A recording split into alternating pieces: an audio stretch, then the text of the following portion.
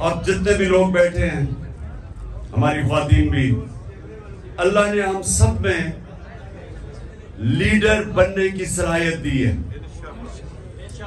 کیونکہ یہ یاد رکھیں، ہم اللہ کی سب سے عظیم مخلوق ہیں، اشرف المخلوقات.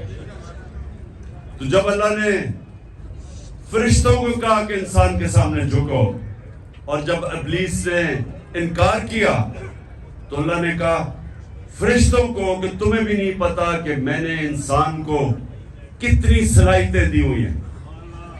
مشکل اور مسئلہ یہ ہے کہ ہمیں بھی نہیں پتا کہ اللہ نے ہمیں کتنی صلاحیتیں دی. اور وہ کیوں نہیں پتا؟ کیونکہ ہر انسان کے سامنے دو راستے ہوتے ہیں. آپ جب نماز پڑھتے ہیں تو آپ صرف ایک چیز مانگتے ہیں کہ اللہ ان کے راستے پہ لگا جن کو تو نے نعمتیں بخشی. اس راستے پہ نہیں جو تباہی کا راستہ ہے. تو جو تباہی کا راستہ ہے، نوجوانوں سنو، یہ ہاتھ ادھر نہ لاؤ، سنو میری بات. تمہیں یہ یاد رکھو جو میں باتیں کہہ رہا ہوں، اور خاص طور پہ نوجوانوں کے لیے یہ آپ کی ساری زندگی کام آئیں گی اگر آپ کو سمجھ آ گئی. آپ کی سامنے ہمیشہ دو راستے ہوتے ہیں. ایک آپ کی عظمت کا راستہ ہے، ایک آپ کی تباہی کا راستہ ہے. اور نماز میں ہم مانگتے ہی ہیں کہ اللہ ہمیں وہ عظمت کا راستہ دے. مانگتے ہم نعمتوں کا راستہ ہے اور چاہتے ہیں ہم وہ تباہی کا راستہ، کیونکہ وہ آسان راستہ لگتا ہے. مثلا مجھے کوئی موقع ملا، میں کوئی ایسی پوزیشن میں ہوں، گورنمنٹ پوزیشن میں ہوں، میں تھانے دار ہوں، پولیس میں ہوں، میں فوجی ہوں، جو بھی ہوں، ہر وقت مجھے موقع ملے گا ناجائز قسم کا پیسہ بنانے کے لیے.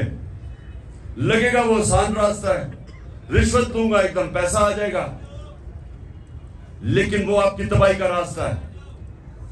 جس وقت آپ وہ آسان، جو آپ کو راستہ آسان لگتا ہے وہ لیں گے، وہ اصل میں آپ کی تباہی کا راستہ شروع ہو جاتا ہے.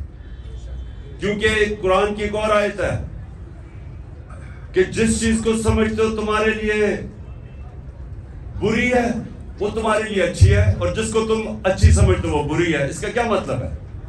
کہ جب آپ سمجھتے ہیں کہ یہ بڑا آسان طریقہ پیسے بنانے کا، آپ اپنا ضمیر بیچتے ہیں، وہ آپ کی تباہی کا راستہ شروع ہو جاتا ہے. جو لیڈر ہے وہ ہمیشہ وہ راستہ لیتا ہے جو اللہ کہتا ہے کہ تمہاری عظمت کا راستہ ہے. اور وہ راستہ کس کا ہے؟ کس کا راستہ ہے؟ وہ کس کا راستہ؟ دنیا کے سب سے عظیم لیڈر نبی صلی اللہ علیہ وسلم کا راستہ ہے. اور وہ اس کی بنیاد کس پہ رکھی گئی ہے؟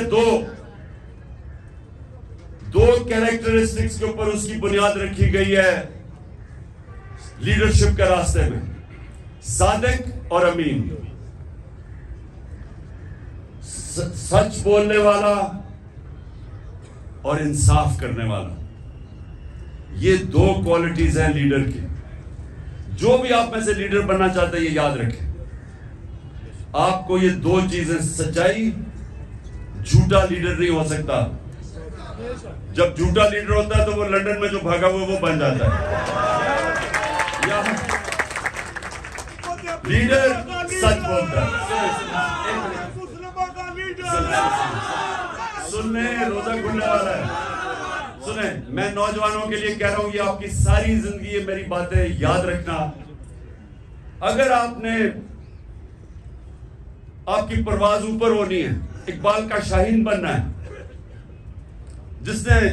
جس کا بڑا نام ہوگا، جو اپنی فیملی کا بھی نام اٹھا دے گا، جو دنیا یاد کرے گی اس کو، وہ نبی صلی اللہ علیہ وسلم کے راستے پہ چلے گا. صادق اور امین، سچ بولنے والا. اور قرآن میں ہے کہ اگر اپنے ماں باپ ان کے خلاف، اپنے خلاف بھی اگر آپ کو انصاف کرنا پڑے، آپ انصاف کریں. اتنا زیادہ زور اللہ نے انصاف پہ دیا ہوا ہے.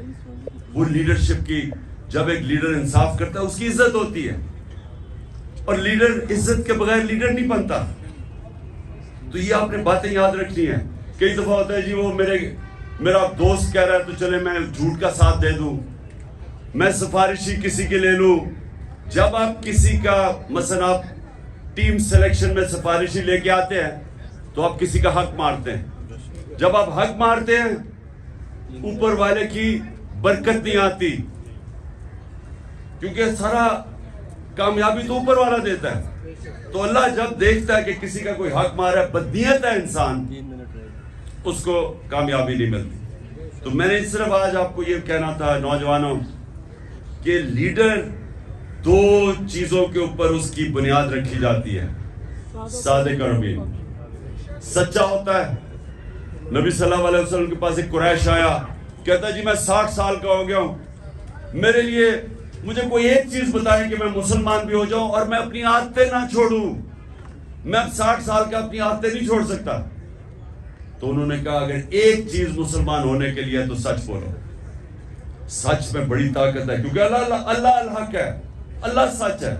جب آپ سچ بولتے ہیں تو اللہ آپ کے ساتھ کھڑا ہو جاتا ہے، آپ کو وہ طاقت ملتی ہے. وہ کہتے ہیں کہ انگریزی میں کہ one moral man is an army، کہ ایک سچا انسان ایک فوج ہوتی ہے، کیونکہ اس کے پیچھے اللہ کی طاقت آ جاتی ہے.